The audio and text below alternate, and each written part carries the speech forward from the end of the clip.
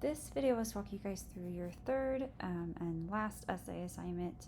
In this essay, we are switching our focus from what we've done in the first two essays. So we're not talking about the same topic and stance. We are actually going to be doing a literary analysis essay over the short story In a Grove. So you guys have learned about how to analyze literature, how to break down a piece of literature, how to look at characterization, looked at themes or essential messages within a text, and then the different sort of approaches that you can take when you analyze a piece of literature, whether that's new historical or gender theory or whatever it might be. So you're going to create an argument about the short story In a Grove, focused on a character, a theme, or an approach. You get to decide which one you kind of want to talk about. This text is really interesting because it has a lot of facets to it. You could talk about a lot of different things. You could talk about the robber. You could talk about the female, the girl, as an antagonist, as a protagonist. You could talk about one of the side characters, say the woodcutter or the policeman. There is a lot of characters that you could individually discuss across this essay. So if you're thinking about looking at a character, I would suggest choosing one character to focus on. What you don't want to do is summarize what happened. You don't want to say, this character said this, and then this character said this, and then we had this story from this character and this story from this character. That is not analysis, that is a summary. So if you're looking at character, like I said, I suggest choosing one character to focus your analysis on. And then I want you to think about the behaviors, the motivations, the actions of that character, and what does it tell you about that character. So what are the main characteristics that you can gather about that character based on their own actions, the description of the narrator, and the description from the other characters? So for example, the girl, how does her mother describe her? So what do any of these characterization or characteristics conflict? So for example, in the girl's own testimony, does the way she portrays herself and her actions conflict with, say, how the mother describes her? Are they trustworthy? How do you know that? Why might they be telling the truth or lying? What do they have to gain in either case? Or lose? And then what's the background of that character? So how do we know these things about them? Is it because someone else said that? Can that other character's testimony be trusted? Why or why not?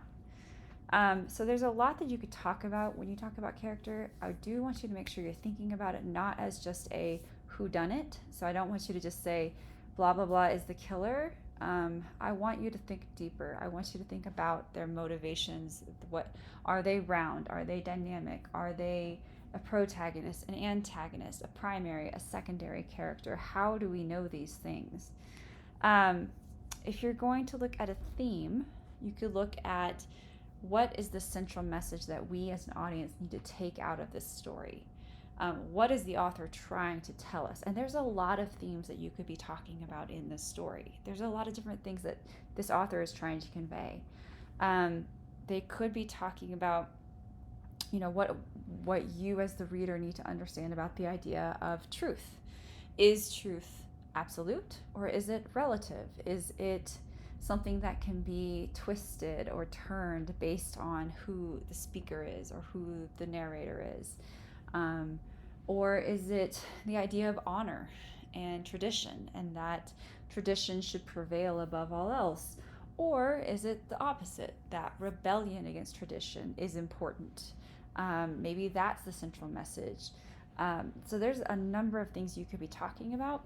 And when you're talking about a theme, you want to break down how it is that we know that that's the theme. So the author never comes out and directly says tradition should be rebelled against. They show us that through the plot, through the characters, through the setting, through the imagery, the details. There's different literary devices that they use to convey this theme to us.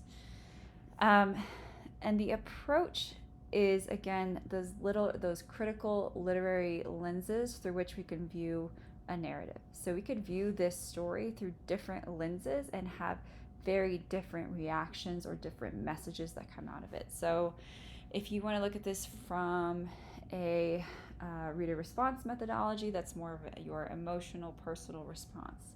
If you want to read this from a new criticism approach, you might look at things like symbolism within the text. So what is the symbolism of, say, I don't know, of say, the sword or the knife? What is the symbolism of the way a certain character is dressed? You could also look at this from a new historical approach. So it could be, literally looking at the importance of certain ideas in feudal Japan and how does this story convey those ideas. You could also do a psychoanalysis. You could do a psychoanalysis of any of the particular characters, and it would be fascinating to kind of break down the psychological aspects of a particular character.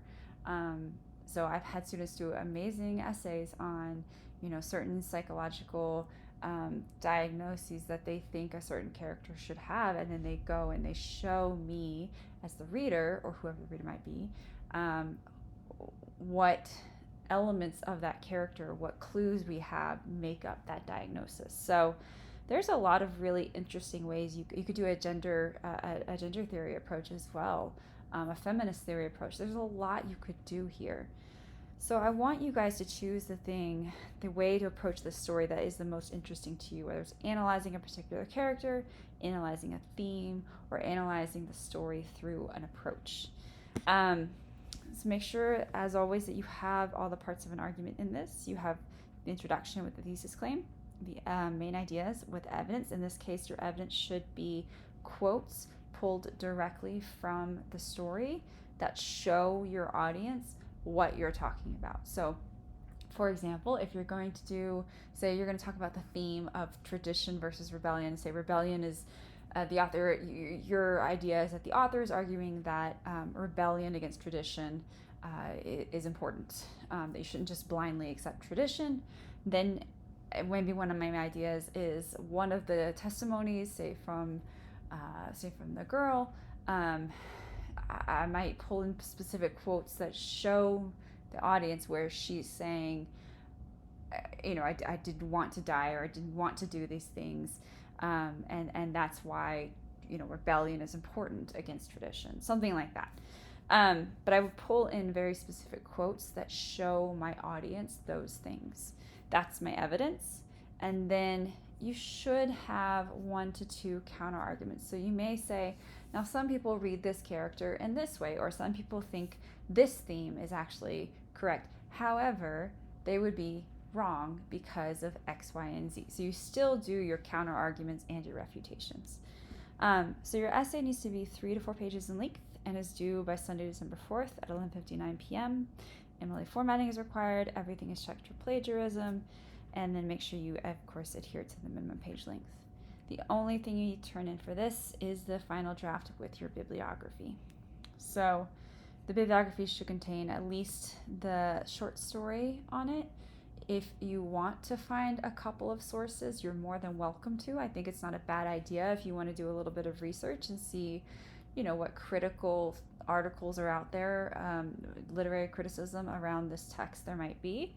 It is not required, but it's not a bad idea if you want to kind of use those ideas. But if you do, you need to make sure you are using direct quotes where appropriate. You are citing it in text, and you're also putting it on a works cited page. You don't want to get dinged for plagiarism. So some examples here just to kind of help get your mind kind of thinking when looking at the characters. Like I said, look for those details in the story. Look for the descriptions of the characters, either by the narrator or by other characters, and think about what those descriptions are telling you. So I had a really interesting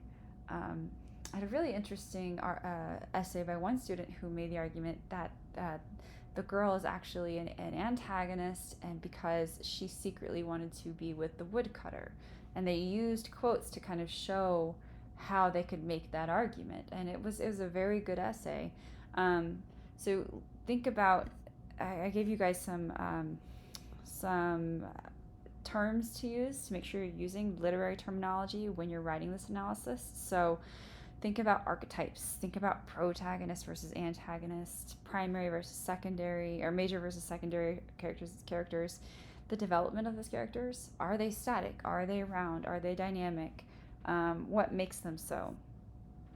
For the approach, like I said, there's different things you could do. There's all kinds of things you could, I'm sorry, themes first.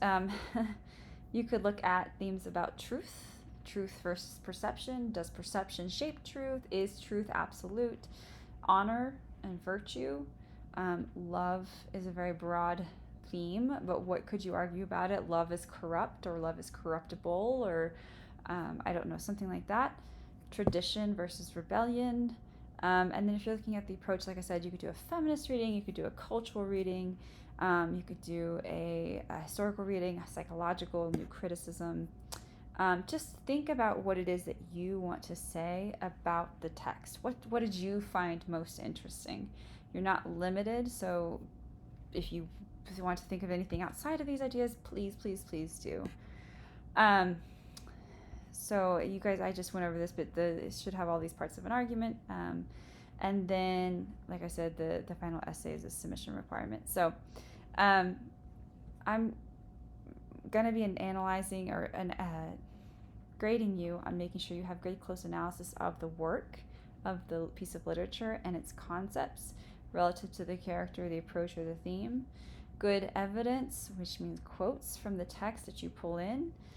Proper length, MLA, and citations, of course. The fully developed essay structure, and then careful and clear organization of all ideas. So when you look at the structure of this argument, it should have an introduction with the thesis claim. So your thesis could be, I believe the theme is X because of X, Y, and Z. And then you should have, say, 3 or so main ideas. So your first main idea could be that the theme is rebellion against tradition is important, and their first main idea could be that we have this concept of blind acceptance of tradition, as shown through X character, which is actually negatively portrayed in the text. And then I'll pull in specific pieces of evidence that show the audience that. And then my second main idea could be that we have this cultural understanding of feudal Japan where tradition is very important, and the author is saying that you need to rebel against that. Here's the quotes that show that. Here's the analysis. And then my third main idea could be that, the main character, his death could have been prevented had he not blindly adhered to tradition. And here's the quotes that show that. So as you're also thinking about other literary elements that you can include in this analysis, and I recommend that you do, you could look for literary devices. You could look for things like similes, metaphors, personification, irony, foreshadowing, flashbacks. You could look for structure. You could look for the dramatic arcs, so the rising action, the climax, the falling action. You could look for the conflicts. So that could be man versus society, man versus self. That could be a main idea in and of itself, or it could even be your central thesis claim. You could look for the point of view. Is this first person omniscient, or is it third person omniscient? Does the narrator matter? Do we have unreliable narrators, and why does that matter? Does that contribute to the theme of the fact that truth is relative and it's based on perception? You could also look at literary concepts like themes, like I said, symbols, motifs, illusions, and then you can also look at the historical contextualization. So you could look at the author, the historical events kind of surrounding this text. You could look at the ethical, moral, or social issues discussed, so on and so forth. So there's a lot that you guys could talk about. I want you to choose the thing that is of most interest to you, the thing that you don't mind writing 3 or 4 pages around, and you do not have to clear this with me first. So write about whatever you think is, most that you have the most to say about, whether it's a character, a theme, or an approach, and let me know if you have any questions.